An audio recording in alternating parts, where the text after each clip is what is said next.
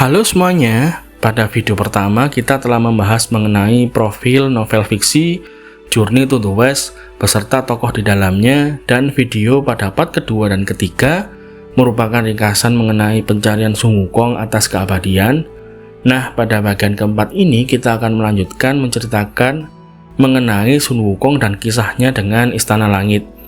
Yuk kita simak bersama-sama, dan sebelum itu jangan lupa like and subscribe ya.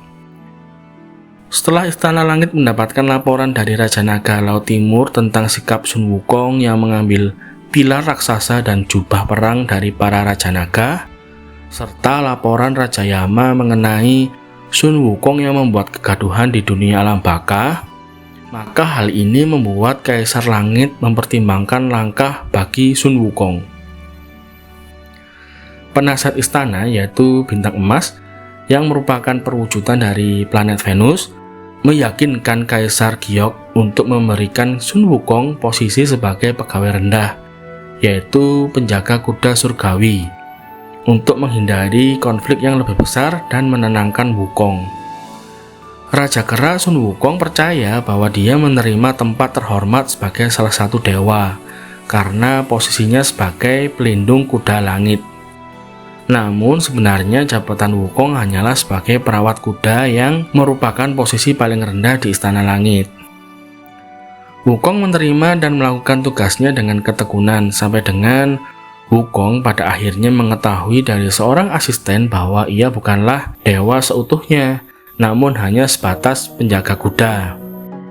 Ketika Sun Wukong mengetahui tentang bagaimana pentingnya status di Istana Langit dan bagaimana Wukong malah diberikan posisi terendah, hal ini membuatnya jengkel sehingga Wukong pun membebaskan kuda langit dari kandangnya.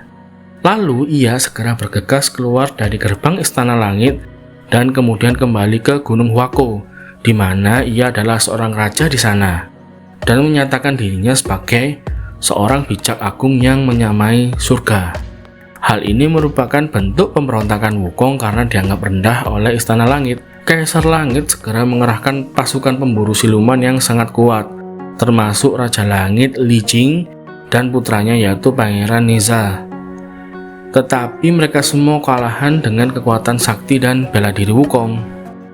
Dan kemenangan mutlak sang Raja Kera atas pasukan langit disambut meriah oleh para penduduk Gunung Huako. Dan beberapa saudara dalam sumpah Sun Wukong pun ikut-ikut mengganti gelar mereka. Salah satunya ialah Raja Monyet Makak. Seperti yang kita bahas sebelumnya mengenai 4 monyet penghancur, salah satu dari monyet tersebut adalah saudara dalam sumpah Sun Wukong, yaitu monyet telinga 6 atau Lior Mihao. Penasehat Kaisar, Bintang Emas yang merupakan perwujudan dari planet Venus, sekali lagi ikut menanggapi permasalahan ini dengan cara meyakinkan Kaisar Giok untuk menyetujui keinginan Wukong dengan memberinya gelar kosong miliknya, yaitu Sang Bijak Agung yang menyamai surga. Dan ia pun menasihati Kaisar Giok agar tidak terburu-buru dalam melakukan aksi militer melawan Sun Wukong yang dianggapnya merupakan sosok yang lancang. Penasehat tersebut memperingatkan bahwa kegagalan untuk mengalahkan Sun Wukong akan merusak reputasi Istana Langit. Penasehat menyarankan Kaisar Giok untuk menenangkan kesombongan Sun Wukong sambil memperlakukannya sebagai makhluk peliharaan, serta mengundang Sun Wukong kembali ke Istana Langit untuk mencegahnya menimbulkan masalah di bumi, dan bahkan mempromosikannya sebagai penjaga kebun persik abadi. Kaisar Giok setuju setelah penasehat tersebut menyatakan bahwa pada kenyataannya, gelar fantastis yang nantinya diberikan kepada Sun Wukong itu hanyalah sebuah lelucon yang tidak berarti, yang mengungkapkan bagaimana Sun Wukong terlalu percaya diri dan tidak memahami terhadap posisi penting di Istana Langit. Kemudian penasehat Kaisar pun memberitahukan kepada Sun Wukong bahwa ia diundang ke istana dengan kabar yang baik. Sun Wukong pada dasarnya mencurigai adanya tipu muslihat, namun hal tersebut berlalu dari pikirannya.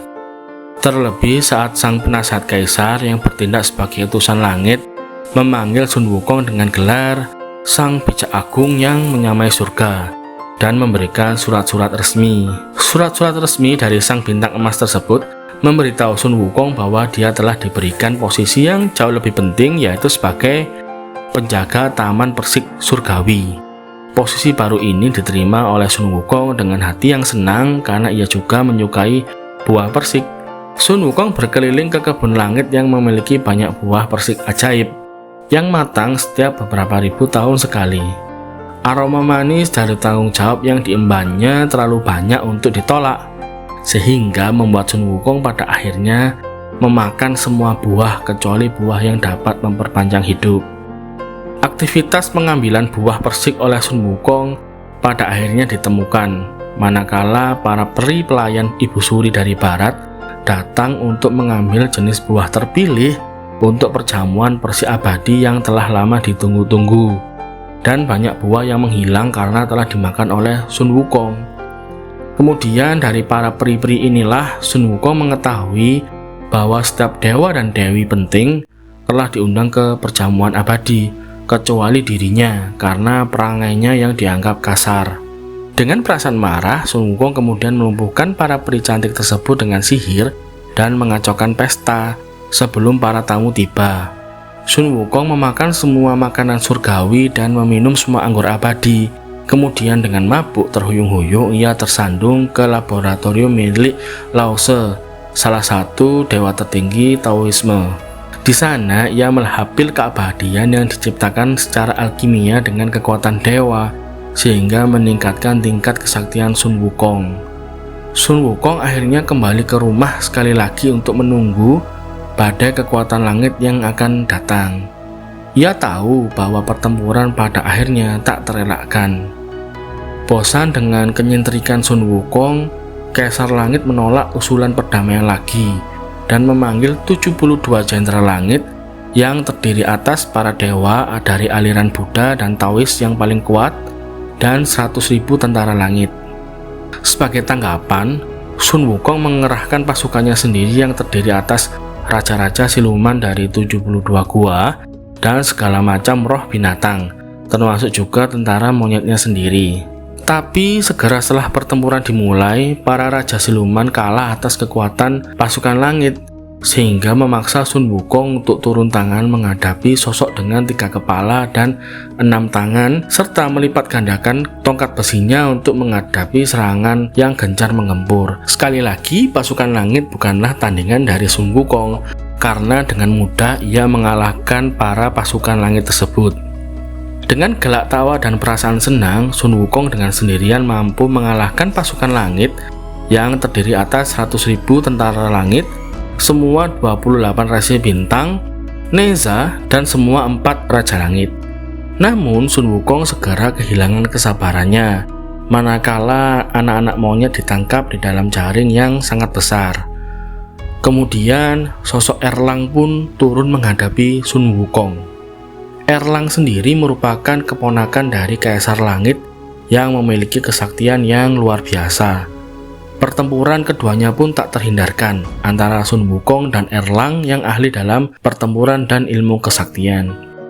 Keduanya bertempur dengan cara bertransformasi menjadi hewan dan makhluk yang menyeramkan yang tak terhitung jumlahnya, serta masing-masing berusaha untuk saling mengungguli. Sun Wukong akhirnya dapat ditangkap ketika Lao Tse melemparkan gelang baca ajaib ke kepala Sun Wukong dari belakang. Melumpuhkannya cukup lama hingga anjing langit milik Erlang menggigit kaki Sun Wukong, membuat Sun Wukong berhasil ditangkap.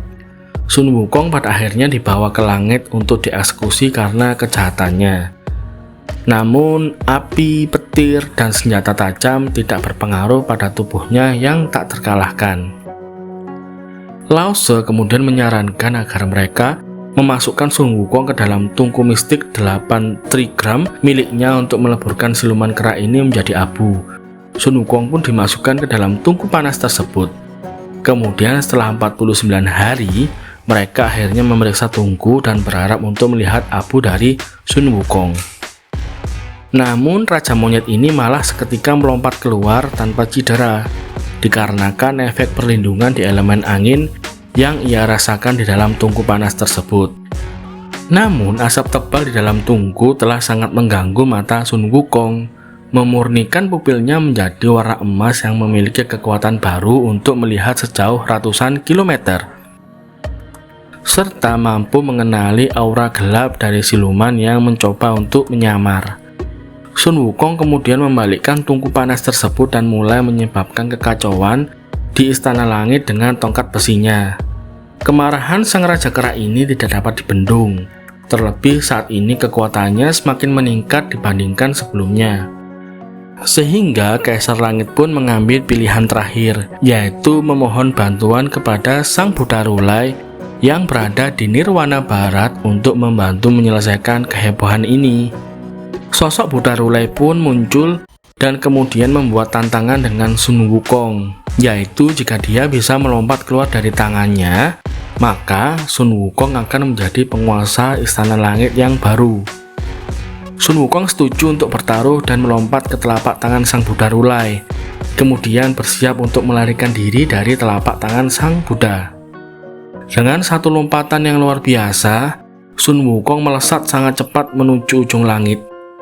Awan-awan berdesing melewatinya dalam warna-warna yang kabur saat ia melintasi langit dengan kecepatan yang luar biasa. Hingga pada akhirnya, Sun Wukong mendarat di depan 5 pilar besar. Ia mengira bahwa ini adalah tepi dari kosmos atau alam semesta. Merasa bahwa dirinya telah unggul dari Sang Buddha Rulai, Sun Wukong pun mencoret-coret pilar besar tersebut dengan tulisan namanya. Dan tak hanya itu, dengan naluri nakalnya ia pun kencing di sana sebagai tanda bahwa Sun Wukong telah berada di ujung kosmos. Kemudian ia pun kembali menuju Sang Buddha Rulai dengan perasaan menang. Setelah kembali, Sun Wukong menuntut agar Sang Buddha memenuhi janjinya. Namun Sang Buddha Rulai menjelaskan bahwa makhluk yang berperilaku merusak tidak pernah meninggalkan telapak tangannya. Hal ini membuat Sun Wukong kaget. Namun sebelum sang Raja Monyet itu dapat melakukan hal apapun untuk melarikan diri, Sang Buddha membalikkan tangannya, mendorong keluar dari gerbang langit dan membantingnya ke bumi dengan kekuatan yang luar biasa dahsyat. Kemudian mengubahnya menjadi gunung 5 elemen. Di sana Sun Wukong terkurung untuk waktu yang lama agar merenungi kesalahannya karena membuat keonaran di Istana Langit dan menjadi sosok yang angkuh karena memiliki kekuatan yang dahsyat.